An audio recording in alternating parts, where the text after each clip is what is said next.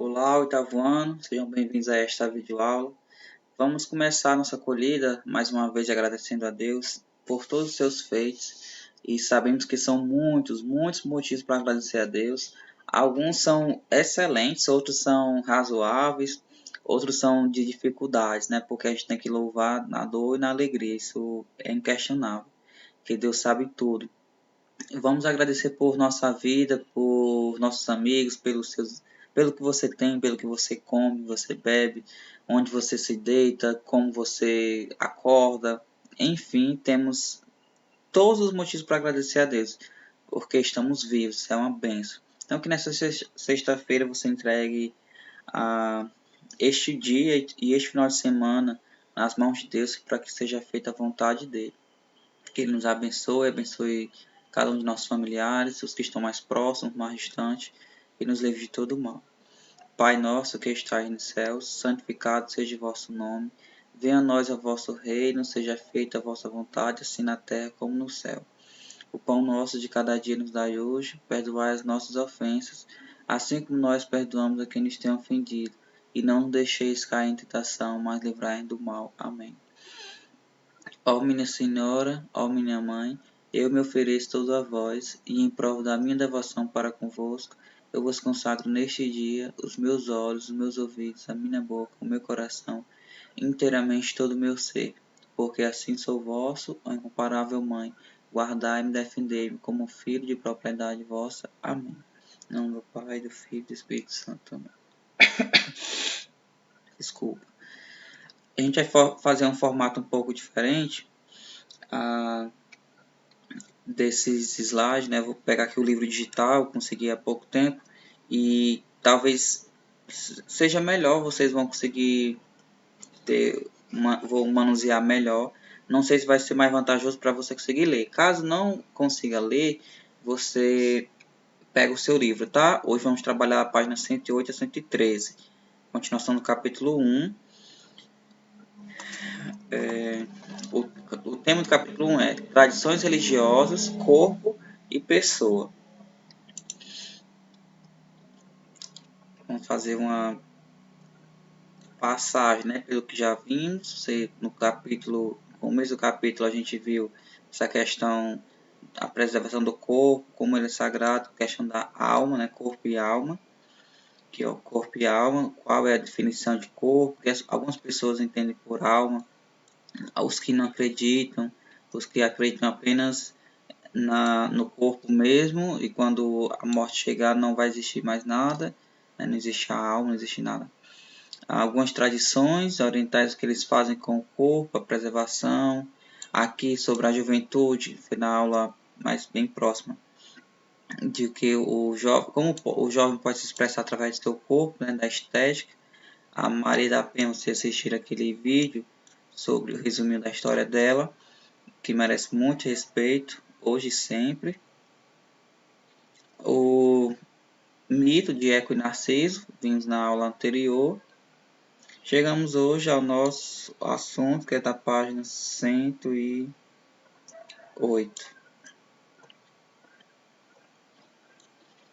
Não sei se vai ficar bom para vocês lerem pelo celular, né? Sempre eu faço pelo computador e fica a tela mais ampla, eu consigo ler melhor. Não sei como você vai ficar no celular, mas se não der certo, peço que você fique acompanhando na página 108, tá bom? E desculpa pela alergia, né? A tosse alérgica ainda está em tratamento. Na Bíblia, especificamente no Segundo Testamento, encontramos a carta de Tiago, escrita no século I d.C. Nesse período, o pensamento judaico-cristão sobre o ser humano também sofreu influência da filosofia platônica, caracterizada pelo dualismo entre corpo e alma, na qual se depreciava o corpo e muitos membros mais ricos da comunidade minimizavam a necessidade dos mais pobres. O autor da carta contrapõe essa visão dualista à visão unitária, mostrando a necessidade de cuidar de seu humano por inteiro, incluindo o cuidado com o corpo, a começar pelo corpo de quem não tem o que vestir nem o que comer. Vamos ler o que foi que Tiago escreveu.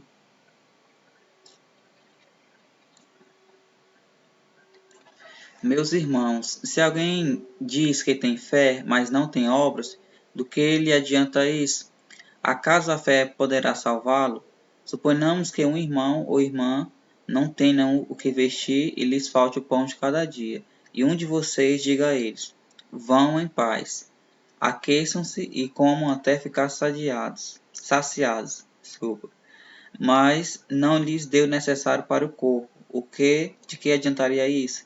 Assim também a fé, se não tem obras, está morta em si mesma. Foi um puxão de orelha de Tiago, né? As pessoas, e para a hipocrisia de quem se diz ajudar e realmente não ajuda por completo. E aqui realmente o cuidado com o corpo, vocês sabem, você percebe que é o cuidado básico, né? Se alguém está com frio, se você sabe que a pessoa está precisando, então você pode com certeza fazer algo para ajudar, dar um cobertor, oferecer talvez um alimento mais quente, um agasalho, enfim, você sabe as maneiras de ajudar alguém quando está necessitando, né? Cada caso é um caso, que a gente pode fazer isso, principalmente se a pessoa está precisando de alguma coisa referente ao seu corpo. Eu vejo aqui em Cascavel, às vezes, aí em Cascavel, que alguns moradores de rua, né, porque parece que estão aumentando, e eles estão com algumas doenças de pele, às vezes os pés inchados, alguma coisa do tipo. Dá vontade de fazer uma consulta por eles, né? Não que a gente seja médico, mas ir ao médico pegar remédio. Dinheiro não é o caso, não seria vantagem, porque o dinheiro com certeza não seria para investir na saúde deles, né? Eles investem em outras coisas, talvez alimento, talvez alguns a gente sabe que são viciados em são dependentes químicos de alguma forma, então alimenta um vício, muitos, não todos, não estou dizendo todos, mas alguns sim. Então seria muito melhor dar o remédio para que aquela mancha ou então inflamação passasse, para cuidar do corpo. A tradição budista também ensina o indivíduo a harmonizar corpo e mente. Para isso é necessário romper cotidianamente com a prática dos maus pensamentos, de modo a tornar-se senhor das próprias ideias e ações, cultivando o corpo e a mente sãos. Nada é melhor para um homem santo do que refrear a mente das suas tendências. À medida que a intenção de fazer o mal desaparece, também o sofrimento desaparece.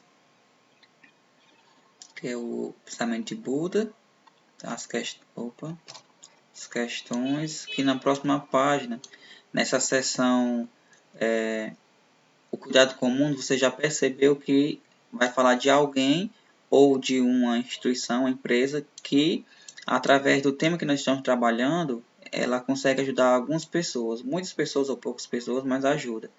E esse tema, né, de corpo e mente, vamos ver quem vai fazer. Aqui você já percebe ó, que vai ser sobre o frio, tá? Em São Paulo. Vou ler a primeira parte e a segunda, para a gente entender um pouco melhor sobre quem está fazendo algo, né?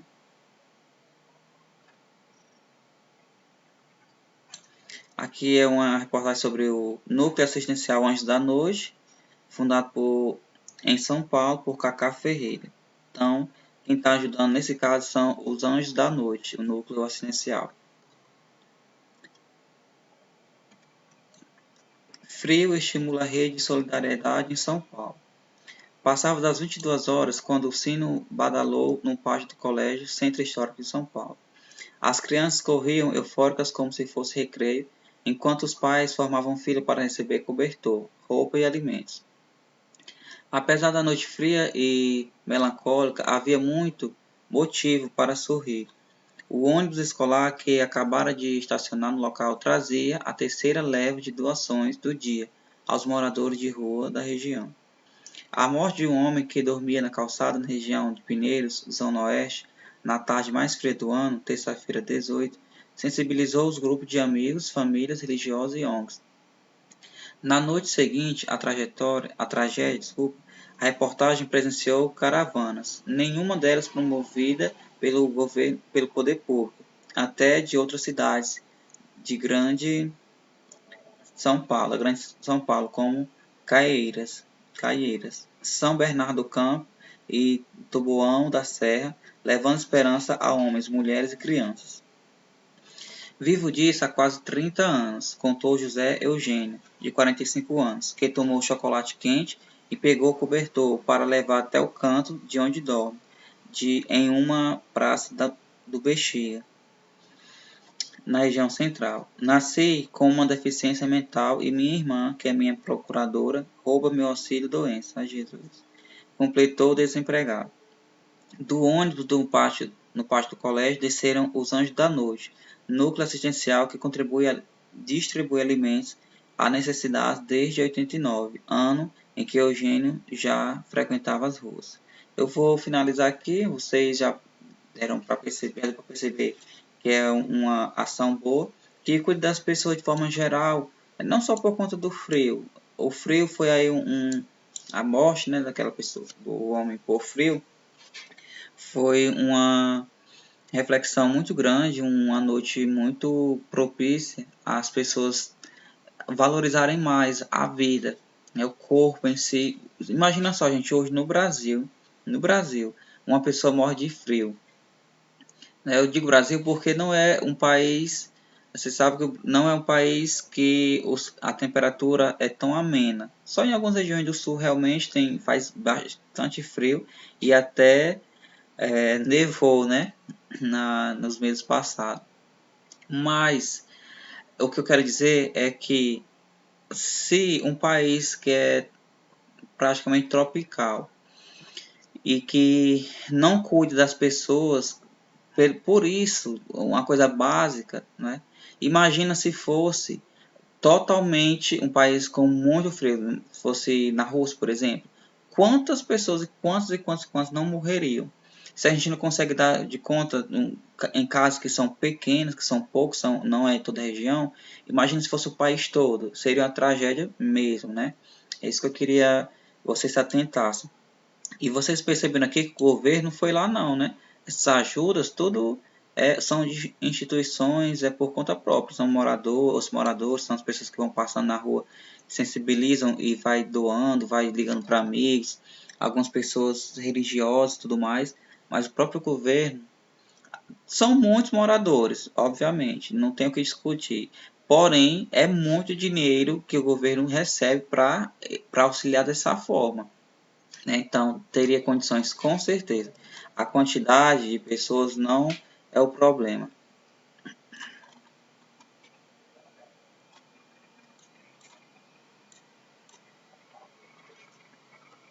A gente vai até a página 33, né? Essa daqui agora, qual é? 110. Só um instante. Deixa eu organizar aqui. A seção Outros Olhares. Vamos ler também uma parte dela. O que saúde e bem-estar tem a ver com religião? As tradições religiosas pré-históricas, os líderes espirituais eram responsáveis pelo cuidado com as enfermidades. Ainda hoje, em tradições indígenas, os pajés ou xamãs exercem essa função na organização da tribo.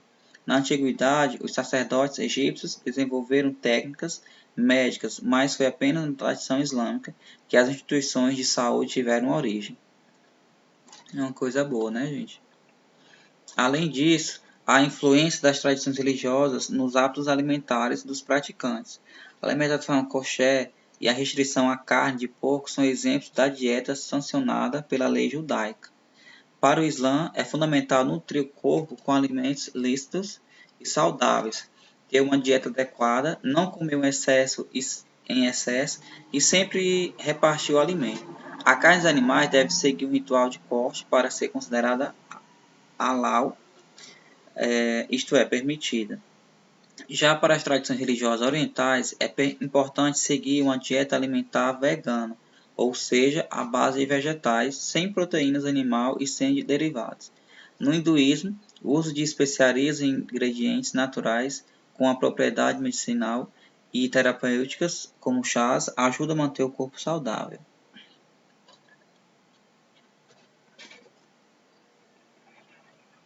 vou parar aqui e comentar sobre o que a religião tem a ver com o corpo, né? Com cuidado com o corpo, com a alimentação. Não, na religião católica, não existe essa orientação de restrição de um alimento, tá? Existe, obviamente, né, num período quando se faz jejum por conta da Semana Santa ou então por outro motivo, que a gente tem que abdicar-se de carne na sexta-feira, principalmente a sexta-feira santa, onde foi a morte de Jesus Cristo, né? A representação na Semana Santa é isso. E algumas pessoas na quarentena fazem jejum de outras coisas, né? Mas, enfim, existe uma orientação nesse período. No geral, não existe. Tipo, a igreja não vai proibir você de comer carne de porco, como você viu aí, ou então outro tipo de carne, isso é super tranquilo. Mas, obviamente, as pessoas têm que se preocupar com a saúde. Não é que você sabe que tem tudo disponível para você, que você vai poder comer tudo, porque algumas coisas não vão te fazer bem. Isso acontece também em outras religiões cristãs, né? Judaica, na evangélica, todos os evangelhos, né, protestantes no geral. Também eu não conheço uma restrição de alimento, e eu acho que no espiritismo também não existe, não tenho certeza, mas pelo que eu sei do espiritismo, não existe isso. Agora, existe a preocupação é muito grande, isso aí é sem sombra de dúvidas, existe a preocupação de não haver estragos, não haver desperdício. Se vai te alimentar, então tudo bem, se alimente. Vai pegar um peixe, pesque, vai pegar, criar a galinha, vai comer os ossos, criar a galinha, né, comer a galinha, tudo bem, sem nenhum problema. Mas se for em desperdício, aí já vai contra o que é os princípios das religiões, né? O espiritismo trabalha muito com isso, questão do meio ambiente, do cuidado, de não pegar o que é desnecessário. Outras religiões também, mas eu sei que uma das bases da religião, do espiritismo, é essa mesmo, de ter cuidado ao extremo com tudo, com a natureza, né, com a questão de desperdício e tudo mais. Aqui é 111, 100 atividades. A gente vai finalizar aqui essa sessão, além da imagem, é a penúltima sessão de cada unidade. Cada parte de vez dessa, vocês sabem que é uma sessão, né? Vocês já descobriram isso. A penúltima é além da imagem e a última é a ter do conhecimento. Sempre é assim, toda unidade é assim. Aqui, além da imagem, a gente sempre discute, né? O livro traz uma imagem para a gente entender aquele contexto, saber o que está se passando. O bom do livro digital é isso, viu? Você pode manusear aqui toda a forma, né? Essa imagem também está muito boa. Se fosse uma imagem menor, não seria tão nítido, né? Você percebe que, ó, a câmera aqui foi potente. Dá para dar o zoom e não perde tanta qualidade. Isso daqui, essa imagem, são migrantes que são escoltados pela polícia para um campo na vila de Dobova, desculpa, mais uma vez, na Eslovênia, em 2015. Milhares deles atravessaram a fronteira entre a Croácia e a Eslovênia, enquanto as autoridades intensificaram seus esforços para tentar lidar com a maior migração das pessoas para a Europa desde a Segunda Guerra Mundial. E aqui no comentário acima, bora ver.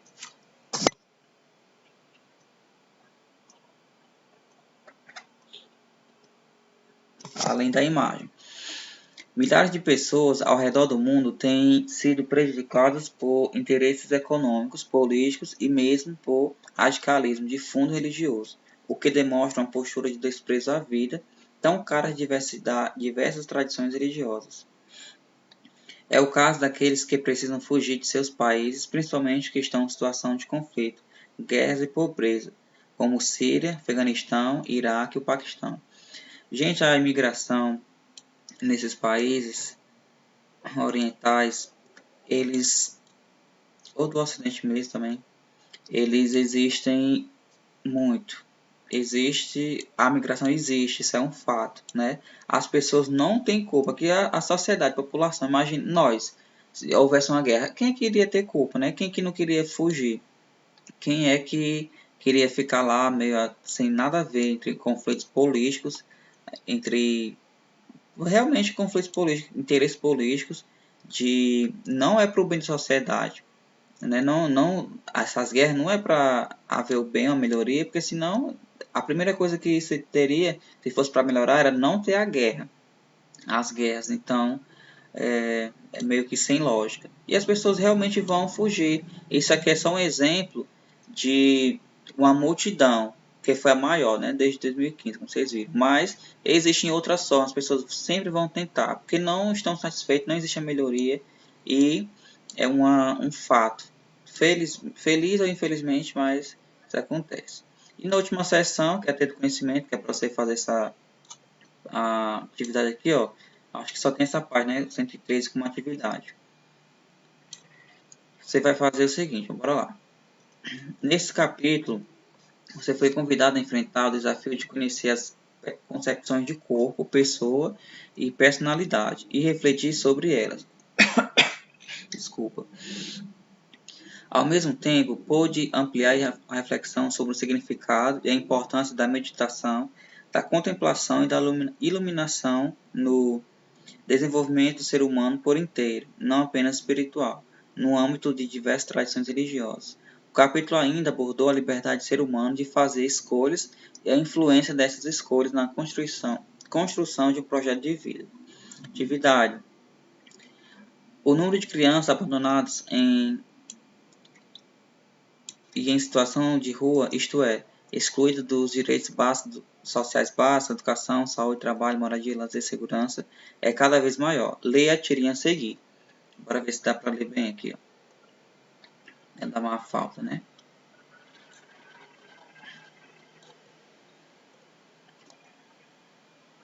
Que a pessoa está lendo, né? A continuação aqui, aliás, a antecipação, mas ela pega essa parte. Que aplicou um soco no goleiro, diante da indiferença do árbitro, que não marcou a falta. Como alguém pode ficar impassível diante disso? É cada vez maior o número de crianças abandonadas e desnutridas. A parte que ela pegou do jornal foi essa, tá? Ó. Ele achou um absurdo essa reportagem aqui, falava sobre futebol, né? E ela, quando o jornal caiu, ela leu essa. É cada vez maior o número de crianças abandonadas e desnutridas. É bom ver que você se preocupa com uma coisa tão importante, papai. Todo mundo devia ser como você. Você acha? Foi. E ele, que a mudança de cor, né? Você percebe que está querendo mostrar que ele ficou com vergonha, está avermelhado e tudo mais. Então você vai explicar a ironia, tá presente nessa tirinha. E já está bem claro, mas você vai escrever aqui nas 3 linhas. E vai identificar a relação que pode ser estabelecida entre o conteúdo deste capítulo e a tirinha que você acabou de ler. Lembrando que o capítulo, né, tem como geral as tradições religiosas, corpo e pessoa. Tá? Vamos finalizar aqui, meninos, nossa aula. Um grande abraço para vocês e até mais.